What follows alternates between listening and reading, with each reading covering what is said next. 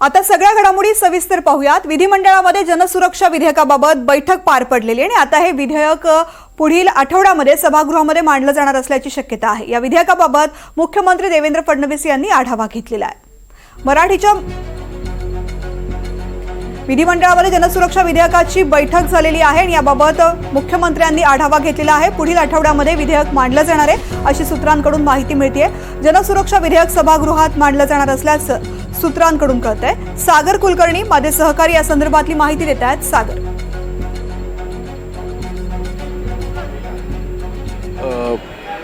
जनसुरक्षा विधेयकाच्या संदर्भात राज्याचे मुख्यमंत्री देवेंद्र फडणवीस यांच्या उपस्थितीत प्रामुख्याने बैठक झाली आणि या बैठकीमध्ये प्रामुख्याने पुढील आठवड्यामध्ये म्हणजे अधिवेशनाच्या शेवटच्या आठवड्यामध्ये हे विधेयक वर चर्चा होईल असं सांगण्यात आलं आहे। अर्थात याच्यावरनं मतमतांतर आहेत। विशेषतः डाव्या कडवट संघटना तसंच शहरी अर्बन नक्सल यांना याच्या अखत्यारीत आणून त्यांची गळचेपी केली जाईल असा एक सूर आहे आणि त्याच्यानंतरनं मागच्या अधिवेशनामध्ये या संदर्भात ज्यावेळेस विधेयक आणलं गेलं आणि त्याला विरोध सुरू झाला, यानंतरच मग एक संयुक्तिक समिती गठीत करण्यात आली ज्याच्यामध्ये सर्वपक्षीय होते आणि बावनकुळे हे त्या समितीचे अध्यक्ष होते।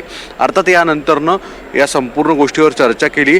आता या अधिवेशनामध्ये हे विधेयक मांडल्या गेल्यानंतरनं कशा स्वरूपामध्ये विरोधक ज्यांनी त्यावेळेस विरोध केला आहे त्यांच्या स्वरूपाची काय प्रतिक्रिया येते हे पाहणं गरजेचं आहे। तुर्तास जनसुरक्षा विधेयक हे राज्याच्या मुख्यमंत्र्यांच्या अखत्यारीत झालेल्या बैठकीमध्ये या अधिवेशनाच्या शेवटच्या कालावधीमध्ये टप्प्यातच म्हणजे पुढील आठवड्यामध्ये आणण्याचं ठरलेलं आहे आणि राज्य सरकार हे विधेयक किंवा हा कायदा जो आहे तो अंमलबजावणी करण्यासाठी आग्रही आहे।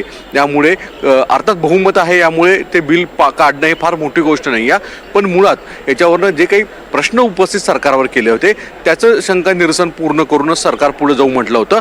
त्याच्या बाबत आता काय करेल हे महत्त्वाचं असणार आहे। निश्चित सागर, धन्यवाद संपूर्ण माहिती करता।